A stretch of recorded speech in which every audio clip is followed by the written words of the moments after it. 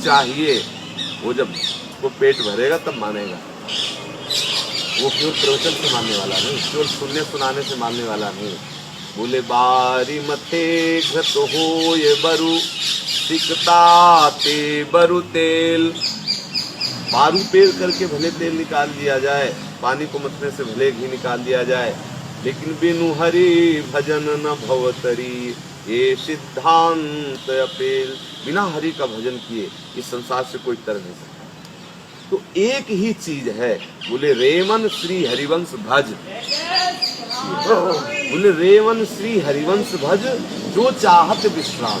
अय मन तुम यदि विश्राम चाहते हो तो हरिवंश का भजन करो। बोले जिह रस बस ब्रज सुंदरी छाण दिए सुधाम। आप देखो, स्त्री को पति को छोड़ना, पति को पत्नी को छोड़ना, ये सब दुर्लभ बातें हैं। माता को पुत्र को छोड़ना, पुत्र को माता को छोड़ना, ये बड़ी दुर्लभ बात है। गृहस्थी को घर परिवार छोड़ना, ये सब दुर्लभ बातें हैं। लेकिन जो ही बंसी बजी ठाकुर जी, आप देखिए बंसी का चमत्कार। बोले आई ब्रज नारी सुनत बंसी रव गृहपति बंधु विसारे। आई ब्रज नारी सुनत बंसी रव गृहपति बंधु विसारे। दर्शन मदन गोपाल मनोहर मन सिजताप निवारे। हर्षित बदन पंक अवलोकन सरस मधुर धुनि गावे। मधुमय श्याम समान अधर धरी मोहन वेणु बजावे। लाल जी ने जो ही बंसी बजाए तो आई ब्रजनार सुनत बंसी रो। बोले गृहपति बंधु विसारे, जो अति आसक्ति का विषय है, जिसको छोड़ना बड़े बड़े योगियों के लिए भी दुर्लभ है। अंदर से आसक्ति बनी रहती है, मैं ब्राह्मण हूँ, मैं अमुक जगह का हूँ, मैं अमुक हूँ, ये स्मृति बनी रहती है। भले न जाए लेकिन स्मृति पूरी बनी रहती है। और यहाँ क्या हुआ, आई ब्रजनार सुनत बंसीरो गृहपति बंधु विसारे। विस्मृति हो गई शरीर की, शरीर के संबंधियों की, घर की, सबकी विस्मृति हो गई। बोले क्या दिखाई दे रहा है, क्या स्मृति में क्या है? बोले केवल एक ही वस्तु, मदन गोपाल।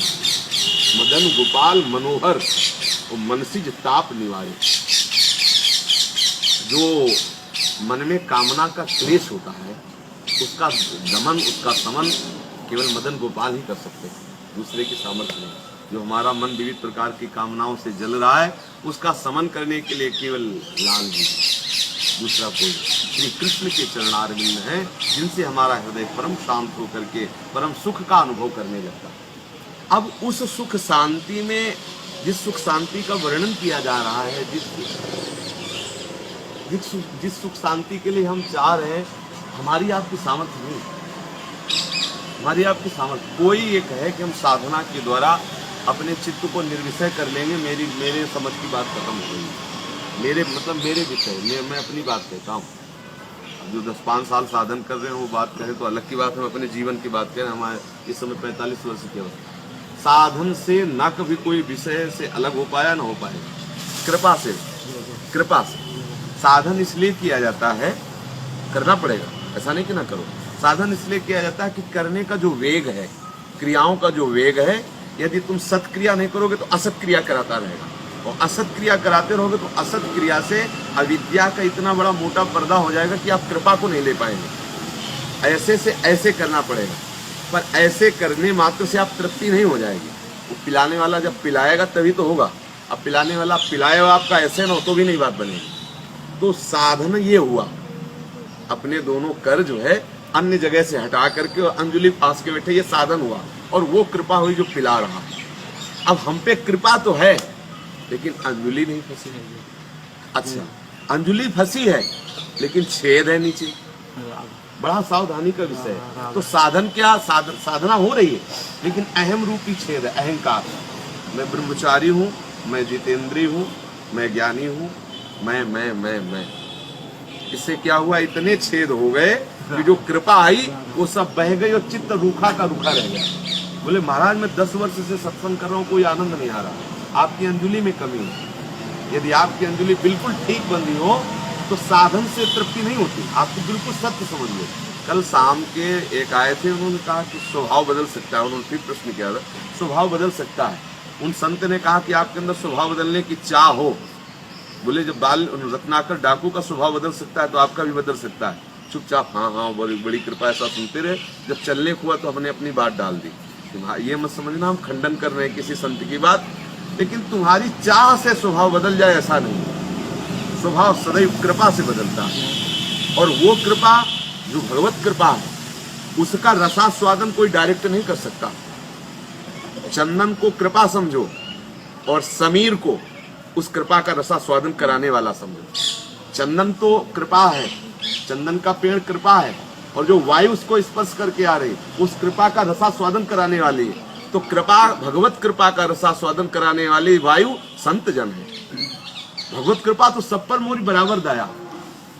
सब मम प्रिय सब मम उपजाए, सब मेरे प्रिय है, सब मेरे द्वारा उपजाए हैं, इसमें कोई भेद नहीं। पर उस रस का, उस कृपा का यदि रसास्वादन करना है तो बोले वो वायु आनी चाहिए। जैसे वायु आती है घ्राणेन्द्रिय में आनंद, ओहो ये रायविल की खुशबू, ये मालती की खुशबू, ये जूही की खुशबू, हम कितनी दूर है पर वायु की कृपा से उसका बोध हो जाता है। ऐसे ही भगवत कृपा रूपी चंदन की सुगंध संत महात्माओं के वायु रूपी स्पर्श से उन्होंने जो अनुभव किया है, उनकी जो वाणी है उसकी स्पर्श मात्र से हमारा हृदय आह्लादित हो जाता है और वो सुख का अनुभव करने लगते हैं जो भागवतिक सुख है, परम सुख है।